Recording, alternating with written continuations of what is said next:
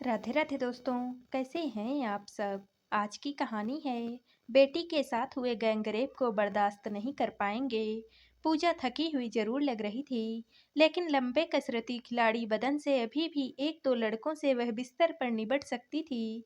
लंबे समय के अभ्यास से उसने अच्छा सा स्टेमिना भी प्राप्त कर लिया था।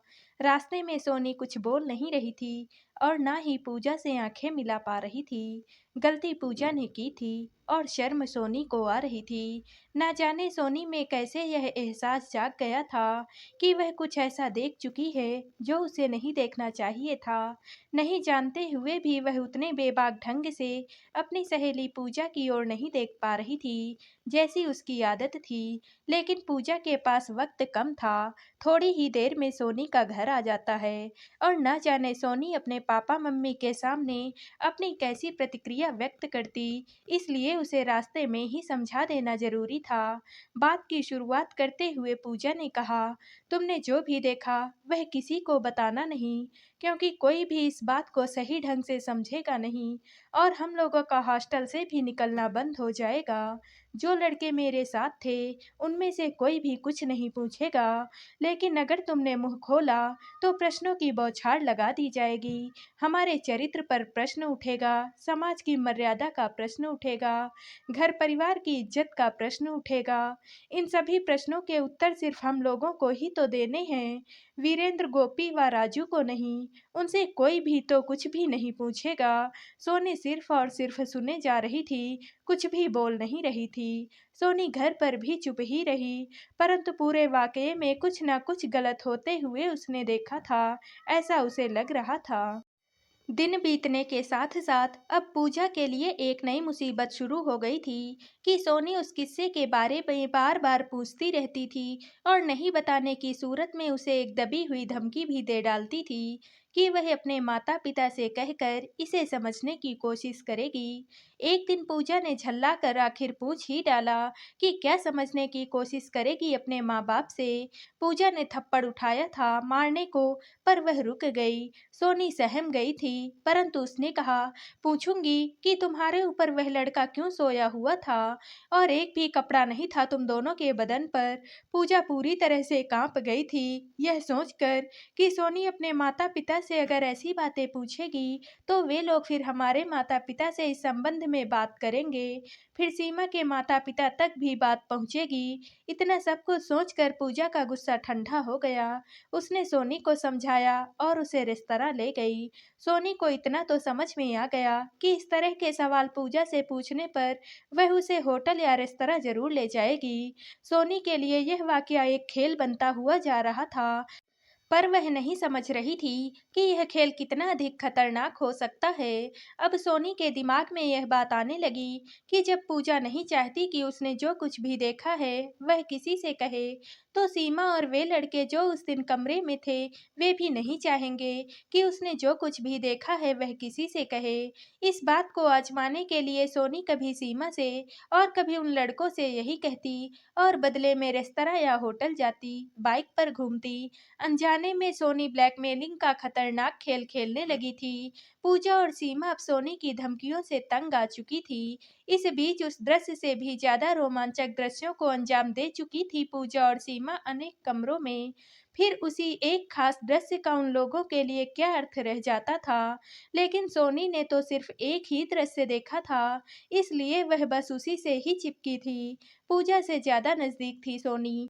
सीमा के साथ भी बातचीत हुआ करती थी सोनी की, पर सीमा पूजा की सहेली थी। पूजा सोचती थी कोई अन्य इस तरह से उसे ब्लैकमेल कर रहा होता तो वह उसे अच्छे से समझाती, पर अपनी सहेली सोनी का वह क्या करे। अपने तथाकथित प्रेमियों से भी इसका जिक्र उसने किया था और एक दिन वह हादसा हुआ जो उसने सपने में भी नहीं सोचा था। पूजा ने अपने तथाकथित प्रेमियों से कहा कि वे लोग सोनी को किसी भी तरह से मनवा लें कि वह अब कभी भी इस बात का जिक्र नहीं करेगी, परंतु सोनी इस बात को उतनी गंभीरता से नहीं ले रही थी। पूजा को इस बात के लीक होने से बहुत डर था कि उसे मिली हुई आज़ादी छिन जाएगी, जो उसे कतई भी मंजूर नहीं था। वह स्वच्छंद रहना चाहती थी, साधारण लड़की की तरह जिंदगी जीना उसे पसंद ही नहीं था। सोनी को पूजा इसलिए एक असाधारण लड़की में तब्दील कर देना चाहती थी। बस क्या था, पूजा के प्रेमियों ने मतलब यही निकाला कि सोनी को अब सबक सिखाना है, किसी भी कीमत पर। एक दिन शाम को वह लड़के सोनी को चॉकलेट स्नैक्स वगैरह देकर समझाने की कोशिश करते रहे, परंतु सोनी फिर भी ना समझी। उसे समझ में ही नहीं आया कि जिन लड़कों के साथ वह बाइक पर घूमती है, वे उसको किसी भी तरह से नुकसान पहुंचा सकते हैं। पूजा के प्रेमियों को किसी नासमझ लड़की को सेक्स संबंधों के बारे में समझाने, समाज पर उसका असर, माँ बाप पर उसका प्रभाव को तफसील से समझाने की सलाह तो थी नहीं। उजट गंवार की तरह उनका व्यवहार था। सोनी बार बार यह जानना चाहती थी कि पूजा और सीमा के साथ उन्होंने होटल के बंद कमरे में ऐसा क्या किया कि आज उसे यहाँ सुनसान जगह पर बुलाकर इतना ज्यादा समझाया बुझाया जा रहा है। बहुत मुमकिन था कि अगर पूजा और सीमा उन लड़कों के साथ जो जिस्मानी रिश्ता कायम करती थी, उसे सोनी को खुलकर समझा दिया जाता, तो शायद सोनी को बहुत कुछ खुद ब खुद समझ में आ जाता। और वह इतनी भी तो ना समझ नहीं थी, आखिर सयानी हो चुकी थी। एक मनोवैज्ञानिक तरीका होना चाहिए सेक्स से अनभिज्ञ ऐसी लड़कियों को समझाने का, और खासकर ऐसी स्थिति में तो बहुत ही सावधानी की जरूरत होती है। परंतु वे मूढ़ मगज लड़के क्या जाने, बस एक ही भाषा वे जानते थे, शक्ति प्रदर्शन और डराने की भाषा। इधर सोनी जो उन लोगों से हिली मिली हुई थी, उन लोगों की बात को गंभीरता से भी नहीं ले रही थी। और साथ ही साथ सोनी जैसे यह नहीं समझ पाई थी कि दो नंगे जिस्म एक दूसरे से लिपटे हुए क्यों थे, उसी तरह यह भी नहीं समझ पाई थी कि उसे भी नंगा किया जा सकता है। और पूजा और सीमा के साथ जो वे लड़के करते आ रहे हैं, वह उसके साथ भी तो हो सकता है। इसी तरह वह यह भी नहीं समझ पा रही थी कि सेक्स अगर गहराई तक उतर जाए तो फर्क पड़ता है, लड़के और लड़की दोनों को। लड़कों को बहुत ज्यादा दिलचस्पी तो नहीं थी सोनी से। वह तो चूंकि पूजा ने कहा था कि सोनी को सबक सिखा दें, इसलिए इतनी मशक्कत की जा रही थी। कितना दर्दनाक रहा होगा वह पल, जब एक एक करके लड़के सोनी को सेक्स की गहराई समझाते रहे, वह भी वहशियों की तरह। पहले तो सोनी के मुंह को जबरन बंद कर दिया गया, उसके बाद सोनी के जिस्म से एक एक करके कपड़े उतार दिए गए, और उसे जमीन पर लिटाकर वीरेंद्र के दो रंगरूटों ने उसके हाथों और पांवों को पकड़ लिया। अब सोनी बोल भी नहीं पा रही थी, बोल रही थी तो सिर्फ उसकी आंखें, जो आंसुओं से पूरी तरह से डबडबाई हुई थी। पहले वीरेंद्र ने उसे सेक्स की गहराई को समझाया, फिर उसने सोनी के पैरों को दबोच कर रखा, दूसरे ने भी वही किया, और तीसरे ने भी। सोनी की आंखें अब बंद हो चुकी थी। खून से लथपथ आंखों के बीच सोनी ने असहनीय दर्द महसूस किया था, और वह बेहोश हो गई थी।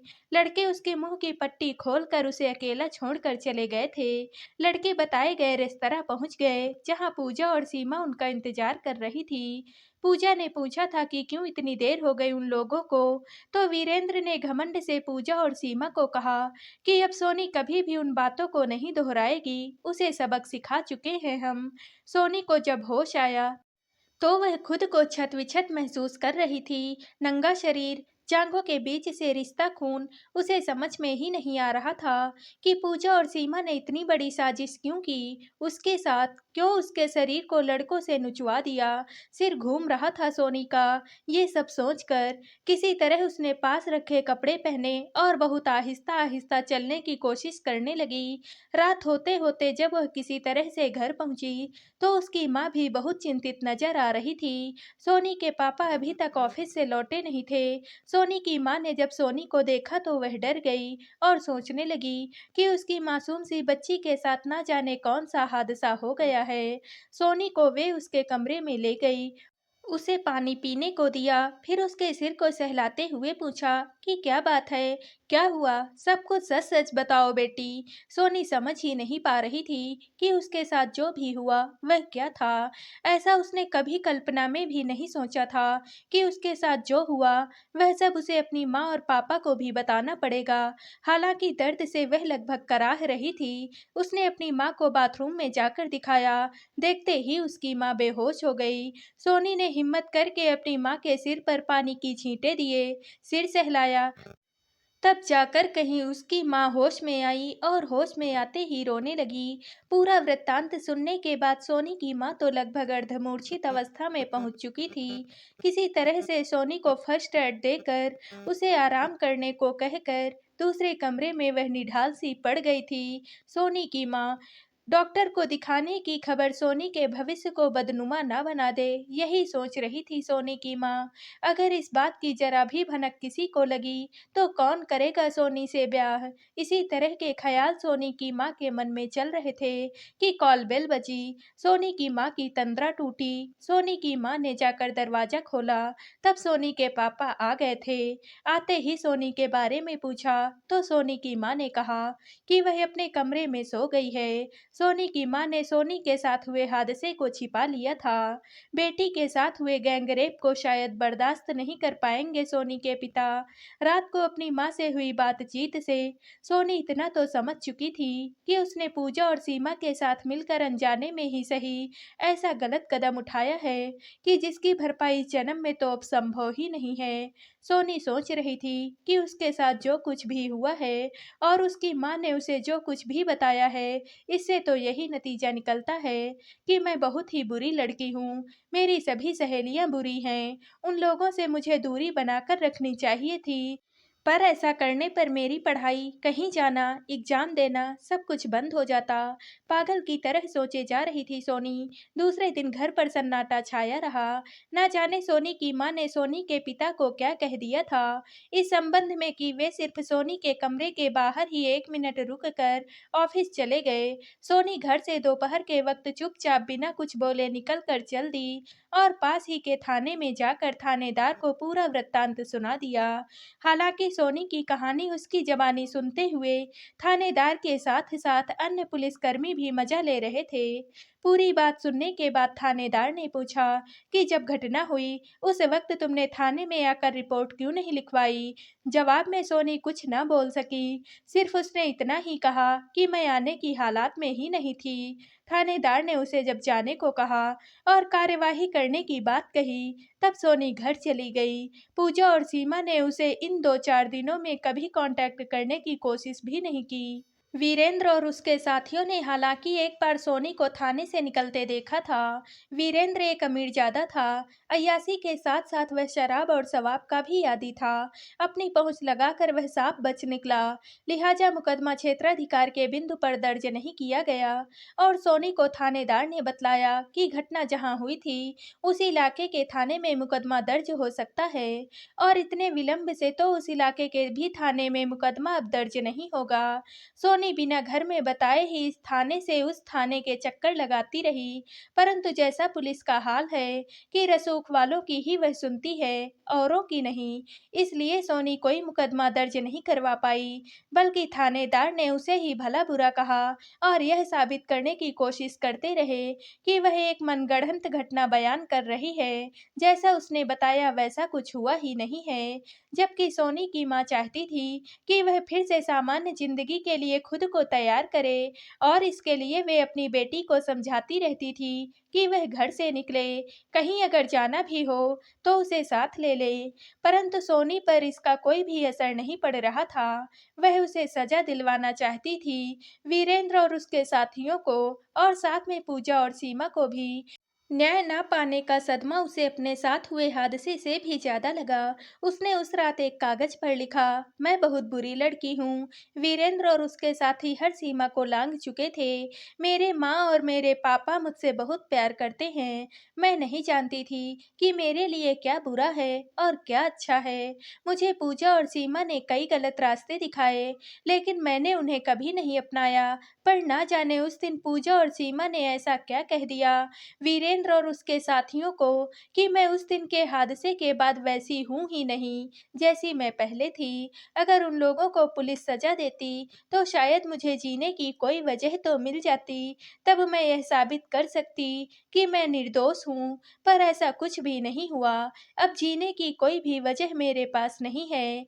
मैं अपने माँ-पापा को समाज में शर्मिंदा होते हुए नहीं देख सकती, इसलिए मैं हमेशा के लिए जा रही हूँ। सोनी की लाश उसके कमरे के पंखे से झूल रही थी। पहले तो पुलिस ने खोजबीन में सक्रिय होने की तत्परता दिखाई, पर सुसाइड नोट पढ़ने के बाद सोनी के माता-पिता ने कोई उत्सुकता नहीं दिखाई हत्यारों को पकड़वाने में। हत्यारे तो अभी भी खुलेआम ही घूम रहे थे। सोनी के माता-पिता अपनी इज्जत को सरेआम नीलाम होते हुए नहीं देखना चाहते थे। पत्थर रख लिया था दोनों ने अपने सीने पर और खून का घूंट पीकर भी चुप थे। पुलिस अपने कर्तव्य के प्रति सचेत नहीं थी कि अनुसंधान करे कि सोनी ने क्यों खुदकुशी की है और सोनी को खुदकुशी करने के लिए मजबूर करने वाले हत्यारों को खोज निकाले और उन हत्यारों को सजा दे। शायद सोनी के माता-पिता परिवार की इज्जत प्रतिष्ठा को दांव पर नहीं लगाना चाहते थे, इसलिए वे भी खामोश थे, अपनी बेटी की तरह, जो खामोश हो चुकी थी हमेशा-हमेशा के लिए। तो दोस्तों, आप सबको ये कहानी कैसी लगी? कमेंट करके ज़रूर बताइएगा और वीडियो को लाइक व शेयर कीजिएगा। दोस्तों, अगर आप इस चैनल पर नए हैं और अब तक आपने हमारे चैनल को सब्सक्राइब नहीं किया है, तो प्लीज़ और कहानियों से जुड़ने के लिए हमारे चैनल को सब्सक्राइब कर लीजिएगा।